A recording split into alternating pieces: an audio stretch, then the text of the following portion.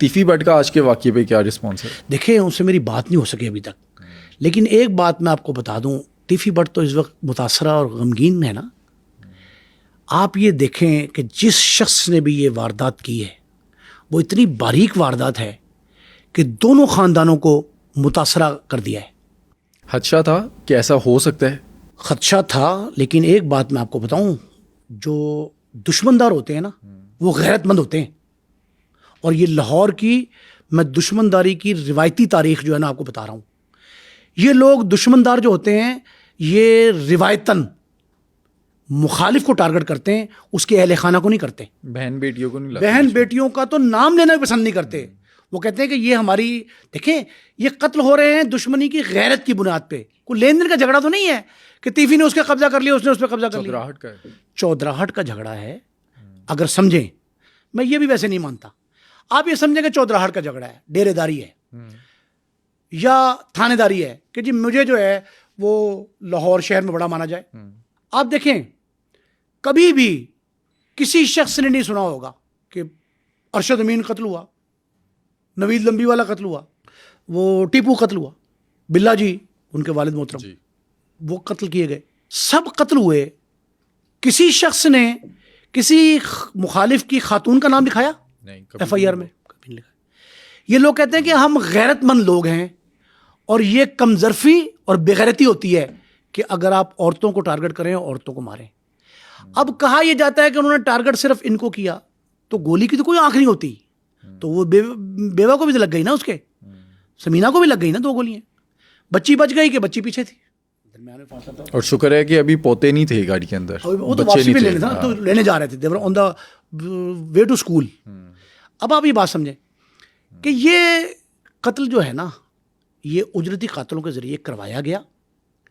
اس میں جن پہلوؤں پہ تفتیش ہونی چاہیے ان میں محض ایف آئی آر یہ نہ درج کر دی جائے کہ جی تیفی بٹ کی چونکہ تازہ دشمنی چل رہی تھی، مقدمے واری چل رہی تھی بالاج کے قتل میں، اور احسن شاہ تیفی کو مخبری کے الزام میں حراست میں تھا، اس کو مار دیا گیا. اس کے بعد پھر ایک ویڈیو منظر عام پہ آ گئی، ایک آڈیو منظر عام پہ آ گئی، پھر اس کی بیوہ کے خلاف کیس آ گیا. پھر شکیل بٹ جو تھانے دار ہیں سب انسپیکٹر، انہیں تھانہ اچھرا میں ایک مقدمہ کرا دیا. پتہ نہیں آپ کے علم میں ہے کہ نہیں ہے؟ تھانہ اچھرے میں پرسوں رات کو ایک مقدمہ درج ہو گیا تیفی بٹ اور گوگی بٹ کے خلاف کہ جی مجھے انہوں نے قتل کی دھمکیاں دی ہیں اور ایویڈنس مل گئی ہے مجھے.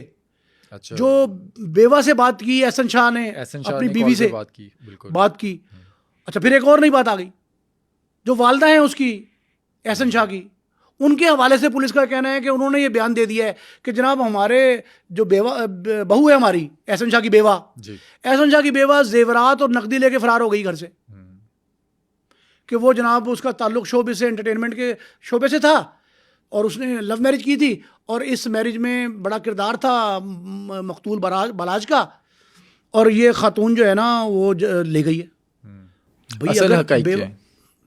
اب میرا تو یہ اطلاع پولیس کے ذریعے آئی ہے مجھ تک کہ جی وہ لے گئی ہے. اس سے پہلے جب بالاج کو کے قتل میں احسن شاہ کو گرفتار کیا گیا تو اس وقت پولیس نے گھر میں ریڈ کیا تھا، اور وہ کہتے ہیں 55 لاکھ روپیہ، 27-28 تولے کے زیورات، ایک گاڑی، گھریلو سامان، وہ سارا پولیس لے گئی تھی. تو وہ تو کہیں مجھے نظر نہیں آ رہا کہ کسی خزانے میں جمع ہو، کسی مال خانے میں گیا ہو. اس کی ریکوری اگر آپ نے انصاف دلانا ہے، اگر ماں کو، آپ ماں کو پروموٹ کر رہے ہیں، فرض کریں ٹھیک ہے احسن شاہ کی ماں غمزدہ ہے، اس کا جوان بیٹا گیا ہے، ایک تو آپ نے اس کو جو ہے اس کی ایسی تیسی پھیر دی کہ آپ نے اس کے بیٹے دوسرے بیٹے علی رضا کو بھی پھنسا دیا بیچ میں. لیکن دیکھیں نا احسن شاہ کی جو کال آئی ہے، آڈیو کال لیک ہوئی ہے، اس کے اندر بھی وہ پلان کر رہا ہے، وہ کہہ رہا ہے کہ پلاننگ ہو گئی ہے، منصوبہ بن چکا ہوا ہے، بندوبست کر دینا ہے.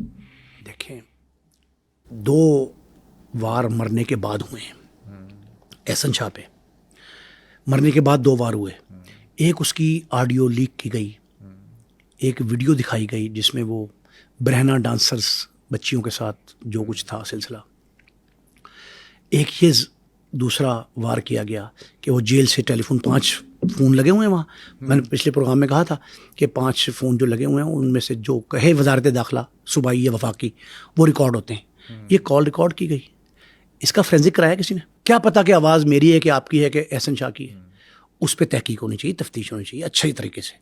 اگر اسی کی ہے تو خدشات درست ہیں، کیونکہ آپ نے جب اس پہ کی بنیاد پہ مقدمہ درج کرانا ہے تو ایویڈنس کے طور پہ استعمال ہوگی نا، تو ایویڈنس کے طور پہ استعمال کرنے کے لیے اس کو آپ کو ایگزامن کرانا ہے اس کا۔ شکیل بٹ نے کون سے ایویڈنس دیے ہیں؟ شکیل بٹ نے یہی کیسٹ اور بہت ساری گفتگو جو ڈائریکٹ انڈائریکٹ اس تک پہنچی ہے، ان خدشات کی بنا پہ اس نے ایک نیا مقدمہ درج کرایا ہے تیفی اور گوگی کے خلاف تھانہ اچھرے میں۔ اب یہ مقدمہ بھی ایف آئی آر درج ہوئی ہے۔